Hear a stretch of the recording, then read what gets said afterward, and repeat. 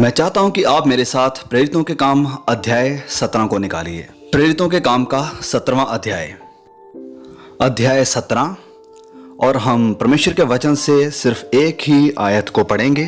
प्रेरित पौलुस यूनान के शहर एथने में है यहाँ पर, और वह कुछ विद्वानों और पंडितों के साथ बात कर रहा है। वह कह रहा है,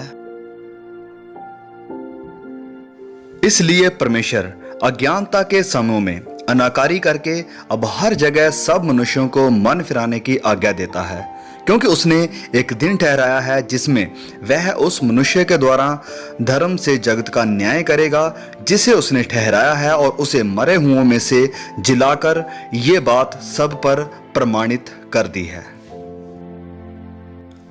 संत पौलुस अपने बाकी दो दोस्तों सिलास और तीमुथियुस के साथ इस शहर से होकर गुजर रहा था, और खुद वह आगे एथेने शहर को चला गया और वहां जाकर उन दोनों का इंतजार करने लगा।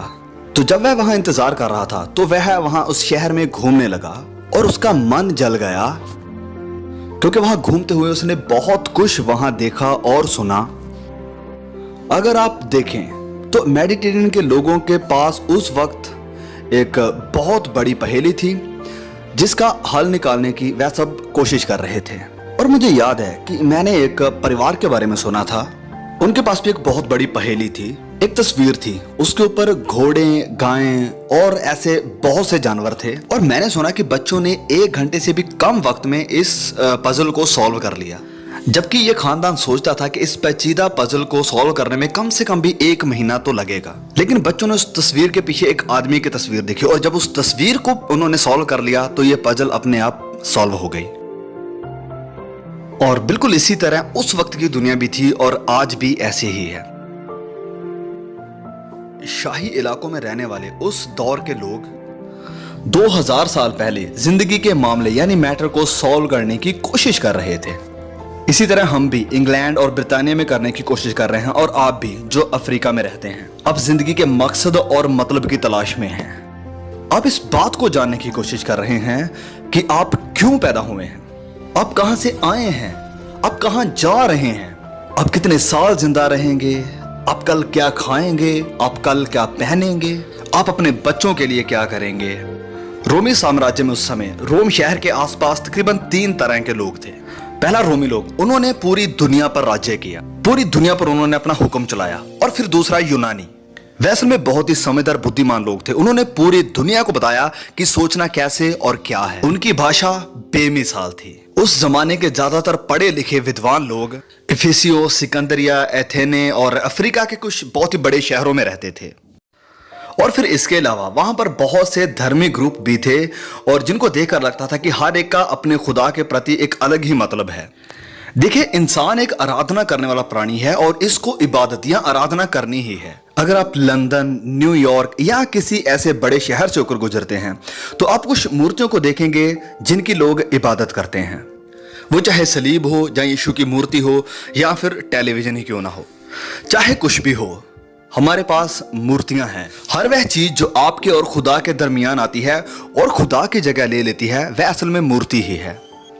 हमारी सारी तकनीकों के बावजूद, हमारे बनाए हुए हाथों के खुदाओं के बावजूद भी शैतान अभी भी है और अपना काम कर रहा है। इंसान का दिल तब्दील नहीं होता। इंसान गुनहगार है, और उसने खुदा के नियमों को तोड़ा है। उसने खुदा के खिलाफ पाप किया है और गुनाह की छाया में परछाई में बैठा है, मौत की सजा के लिए। तो पौलुस ने उन विद्वानों को वहां बैठे देखा और उनके साथ बहस शुरू की, मसीह यीशु के जी उठने का प्रमाण देते हुए उनके साथ बातचीत की। और ये उनके लिए नया था, क्योंकि उन्होंने इस खुदा के बारे में नहीं सुना था। तो सुन के उन्होंने कहा कि ये बकवादी क्या कहना चाहता है। बकवादी का मतलब है वो शख्स जो इधर उधर की बातें इकट्ठी करके कोई नई बात पेश करता है। ये यूनानियों के लिए एक नई बात थी, क्योंकि वह हर वक्त नई बातों को ढूंढते रहते थे। तो वह उसे अरियुपगुस पर ले आए। तो यूनानी हमेशा मायनों पर गौर करते थे। वह जानना चाहते थे कि जिंदगी का मतलब क्या है। पौलुस के सामने एक बड़ी विशाल इमारत थी जिसे पार्थेनॉन कहते हैं, और इस इमारत के बीचों बीच अथेनिया का एक मुजस्समा था, अथेने के लोगों की देवी। तो वहां उस शहर में घूमते हुए पौलुस को एक वेदी मिल गई, और उस वेदी पर कोई ईश्वर नहीं था, कोई मूर्ति नहीं थी, इसलिए उसके ऊपर लिखा हुआ था कि अनजाने ईश्वर के लिए। तो पौलुस ने कहा कि मैं आपके साथ उसी खुदा के बारे में बात करना चाहता हूं। आज अगर आप लोगों को देखते हैं तो लोग पहेली के टुकड़ों को जोड़ने की कोशिश कर रहे हैं। न्यूजिना जी के मुताबिक जिंदगी का मतलब बस मौत है। विक्टर फ्रैंकलिन ने लिखा कि बिना मकसद की जिंदगी इंसान के लिए सबसे बड़ी बीमारी है। अथेने में रहने वाले ज्यादातर लोग धार्मिक थे। अब हो सकता है आप जो अफ्रीका में रहते हैं आप भी बड़े धार्मिक हों। बर्तानिया के बड़े हिस्सों में रहने वाले ज्यादातर लोग भी शायद धार्मिक हों। शायद आप सब भी धार्मिक हों। यहां पर कितने लोग हैं जो कभी कभार चर्च में जाते हैं? आपने बपतिस्मा भी लिया है, पर आप खाली हैं। और आज रात आपके दिलों में प्रभु यीशु मसीह की कोई उपस्थिति नहीं है। आप बहुत धार्मिक हो सकते हैं लेकिन स्वर्ग के रास्ते पर नहीं है। आप बहुत धार्मिक हो सकते हैं लेकिन आपके गुनाह अभी तक माफ नहीं हुए हैं। ज्यादातर लोग प्रभु यीशु मसीह की सेवकाई के दौरान जो उसके आसपास थे वह सब मजहबी लोग थे, धार्मिक लोग थे। अथेने वालों का रिलीजन या मजहब जिस्मानी तौर पर बहुत मजबूत बनाता था, जबरदस्त ताकत बख्शता था, लेकिन अंदर से रूह बिल्कुल खाली रहती थी। ऐसे लंदन आपको जिस्मानी तौर पर मजबूत बना सकता है। मैंने लोगों को पार्कों में दौड़ते हुए और अलग तरीकों से अपने आप को फिट रखते हुए देखा है। और मैंने इंग्लैंड में कई महान यूनिवर्सिटीज देखी हैं, इसी महान देश में जो हमें इज्जत सम्मान देती हैं, लेकिन अंदर आत्मा खाली है। मैंने अपने देश, इस देश और कई देशों के प्रोफेसर के साथ बात की है। ज्ञान बहुत है लेकिन उनकी रूहें खाली हैं। वह उस चीज की तलाश में है जिसे वह नहीं जानते हैं। बाइबल बताती है कि आप एक जिस्म है, लेकिन आपके जिस्म के अंदर आपकी जान है, आपकी आत्मा है। और इस तरह आप खुदा के स्वरूप पर बनाए गए ताकि आप उसके साथ मिलाप रख सकें। अब बाइबल इस आयत में बताती है कि एपिकूरी वहां पर थे। वह बहुत से लोगों में दिलचस्पी नहीं रखते थे। वह सोचते थे कि खुशी और मनोरंजन ही जिंदगी का असल मकसद है, जिसे इस तरह से बयान किया जाता था कि दुख के ना होने से खुशी बढ़ जाती है। वह ऐश प्रस्ती वाली सोच रखते थे। और हम में से कितने ऐसे लोग हैं जिन्होंने इस ऐश प्रस्ती और मनोरंजन के जीवन को अपना लिया है, लेकिन अनंत के जीवन की हमारे पास कोई उम्मीद नहीं है। वह जिंदगी के आत्मिक पहलुओं को जरूरी नहीं समझते थे। फिर कुछ लोग वहां पर ऐसे थे जो सच की तलाश में थे। वह तर्क और विचार के साथ सच्चाई को जानना चाहते थे। और आप में से बहुत लोग ऐसे ही हैं। आज रात आप यहाँ पर आए, आप कहीं से भी आए हैं, मेरी बात को थोड़ा ध्यान से सुनिए। आप सच्चाई को जानना चाहते हैं। बाइबल बताती है कि आप सच्चाई को जानोगे और सच्चाई तुम्हें आजाद करेगी। आप आजादी चाहते हैं, लेकिन ये सुनिए, प्रभु यीशु मसीह को जाने बिना आप मुकम्मल आजादी नहीं पा सकते हैं। उसने कहा कि वही आपको आजादी दे सकता है। आप में से बहुत यही चाहते हैं कि आपको किसी बुरी आदत से छुटकारा मिले। आप किसी ऐसी चीज से छुटकारा चाहते हैं जो आपकी जिंदगी में आई और उसकी वजह से आप खुश नहीं हैं। आप किसी खतरनाक आदत से छुटकारा चाहते हैं। आप किसी ऐसी कड़वाहट से छुटकारा चाहते हैं जो आपके पति या पत्नी या माँ बाप के प्रति है। आप इन सब चीजों से रिहाई चाहते हैं। आप चाहते हैं कि कोई आपकी जिंदगी में आए और आपकी मदद करे, तो वो मददगार सिर्फ प्रभु यीशु है। वो यहाँ मौजूद है और आपकी मदद करने के लिए तैयार है। जब संत पौलुस उनसे मिलता है तो वह उसे बुलाते हैं और चाहते हैं कि वह उनके साथ बातचीत करे।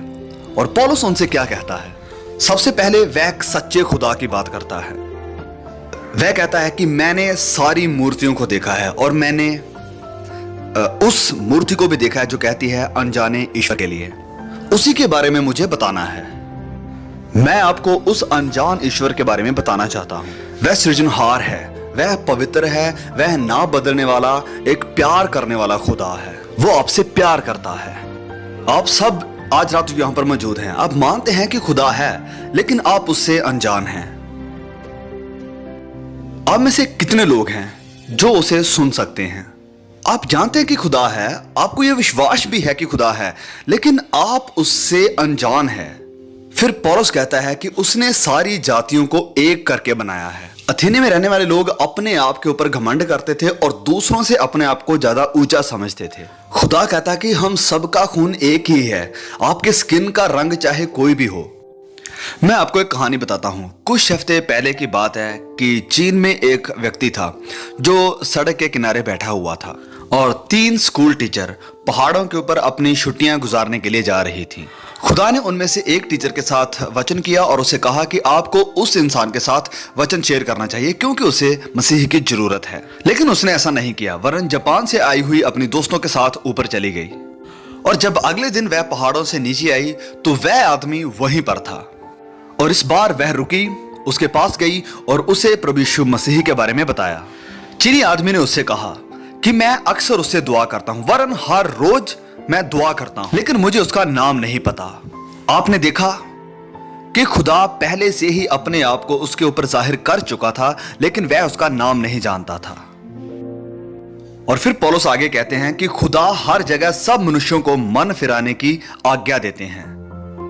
क्या आपने ध्यान किया कि खुदा ने आज्ञा दी है, हर जगह मन फिराने की आज्ञा दी है। इसका मतलब है अमेरिका में, बर्तानिया में, लातीनी अमेरिका में, एशिया में और सारे अफ्रीका में, और आपको भी मन फिराने की खुदा आज्ञा देता है। क्या आपने पश्चाताप किया? आप कहेंगे कि मुझे तो पता नहीं कि पश्चाताप होता क्या है, पता नहीं कि मैंने पश्चाताप किया या नहीं किया। तो पश्चाताप का मतलब होता है कि आप बदल जाते हैं, आप खुदा के प्रति अपनी सोच बदलते हैं। अब देखिए कि पवित्र खुदा प्यार से भरा है, जिसने आपके लिए अपने बेटे को सलीब पर कुर्बान कर दिया।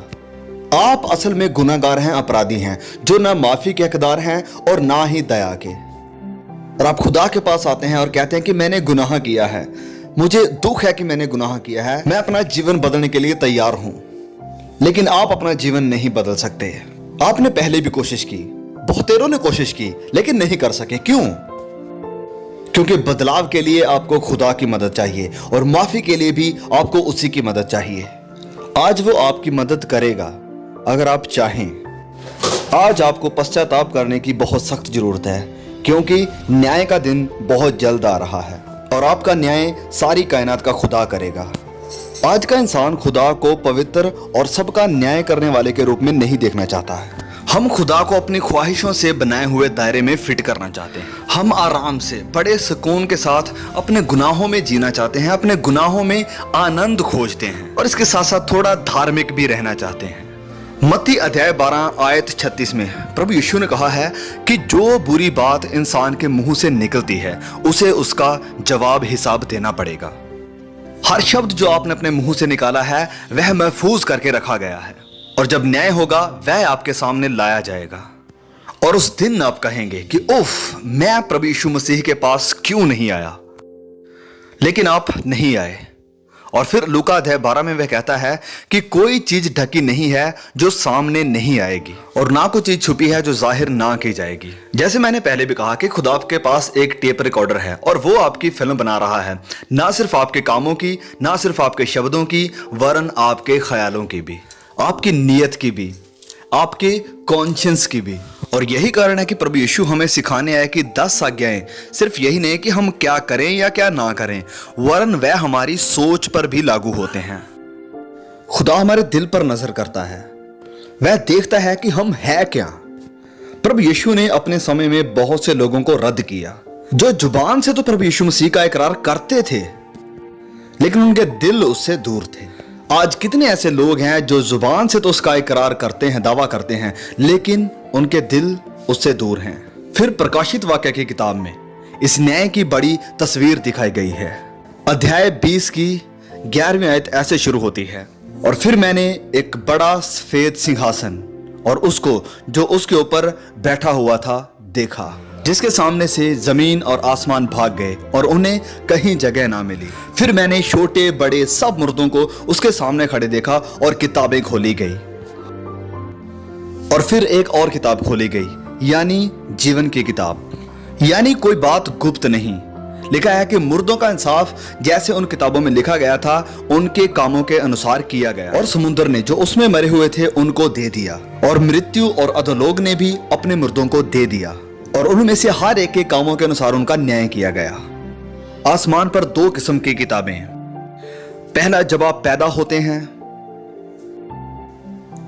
आपका नाम इसमें लिख दिया जाता है, और हर एक चीज आपके जन्म से लेकर इसमें लिख दी जाती है, और ये सब चीजें उस न्याय के दिन आपके सामने होंगी।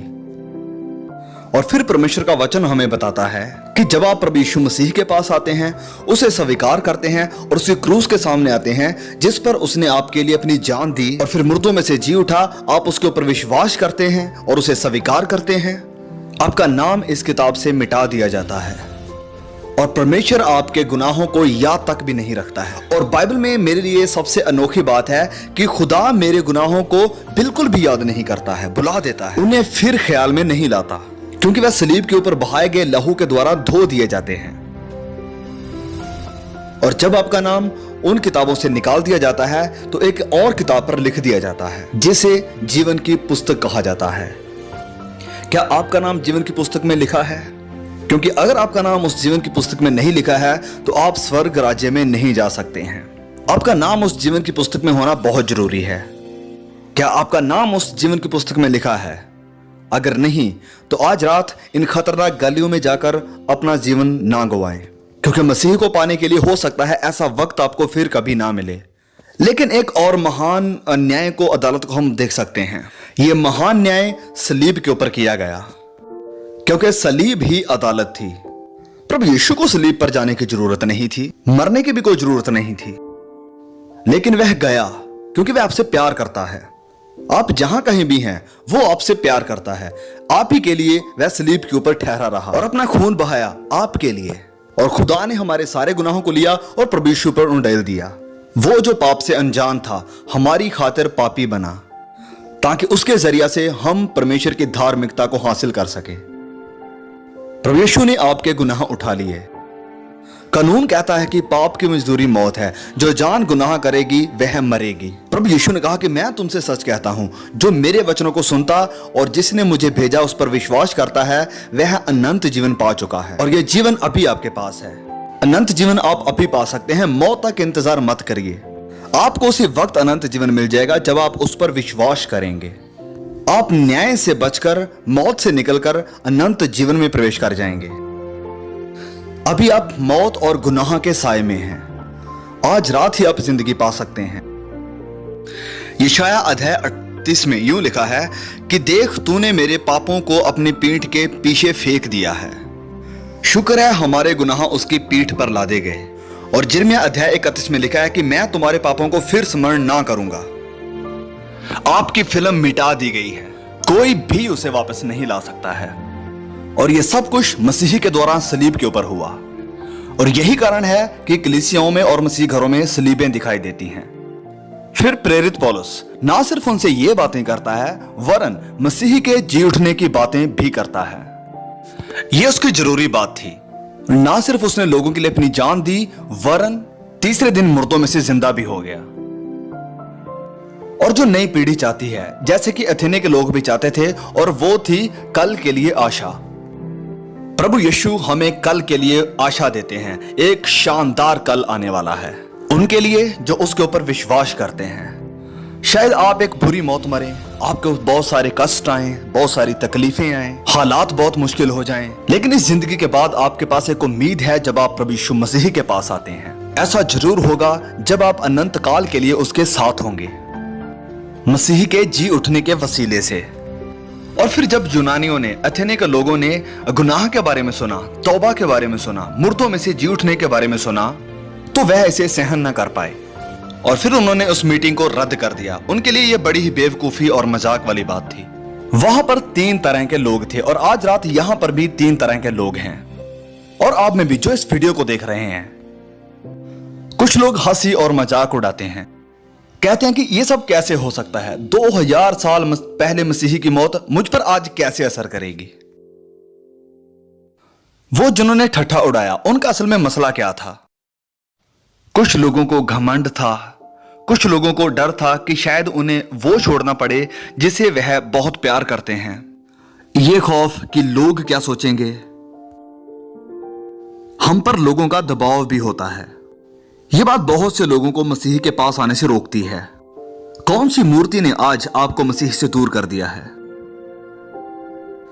कुछ लोगों ने कहा कि हम इसके बारे में सोचेंगे और फिर कभी आपके साथ बात करेंगे। उन्होंने कहा कि यह बात हम तुझसे फिर कभी सुनेंगे, लेकिन नहीं, यह अच्छा रवैया नहीं है।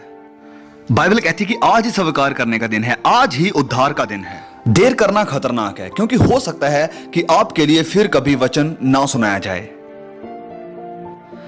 जैसे आज रात आप सुन रहे हैं। और खतरनाक फिर इसलिए कि हो सकता है कि सुनते हुए भी आपका दिल इसे कबूल ना करे। हमारी आत्मा जमीन की नहीं है, इसके फलने का भी एक मौसम है और यह कटाई का वक्त है। कटाई का वक्त है बर्तानिया में, कटाई का वक्त है अफ्रीका के खेतों में। और यही वो वक्त है जब आपको प्रभु यीशु मसीह के साथ मिलाप करना है। हजारों लोगों ने दुआएं की हैं। ये मौका इसलिए मिला क्योंकि बहुत से लोगों ने दुआएं की हैं। लाखों लोग पूरी दुनिया में जो इस मीटिंग के बारे में जानते हैं आपके लिए दुआ कर रहे हैं, जबकि वे आपका नाम भी नहीं जानते हैं। आज रात आप किसी खास मकसद के द्वारा यहां पर लाए गए हैं, जबकि बहुत से लोग ऐसे भी हैं जो ऐसे बड़े बड़े मीटिंग्स में जाना पसंद नहीं करते हैं। लेकिन आप जो यहां पर हैं और आप जो वहां पर हैं, या फिर आप जहां कहीं भी हैं, खुदा दुआओं के वसीले आपको यहां पर ले आया है। यह कटाई का वक्त है। और तीसरी बात, फिर कुछ ऐसे लोग भी थे जिन्होंने फैसला कर लिया। उस दिन कुछ ही लोग थे जिन्होंने मसीह को कबूल किया। यह मुश्किल है कि एक सच्चा मसीही बना जाए इस दुनिया में जहां हम रहते हैं। मैं आपको बेवकूफ नहीं बना रहा। प्रभु यीशु ने कहा कि जब तक आप अपने आप का इनकार नहीं करते हैं, सलीब को उठाकर मेरे पीछे नहीं चलते हैं, तो आप मेरे चेले नहीं हो सकते हैं। क्या आप काम पर जाकर, स्कूल में जाकर, अपने पड़ोसी के पास जाकर मसीही के बारे में बताएंगे? क्या आप बताएंगे कि आप यीशु के पीछे चलते हैं?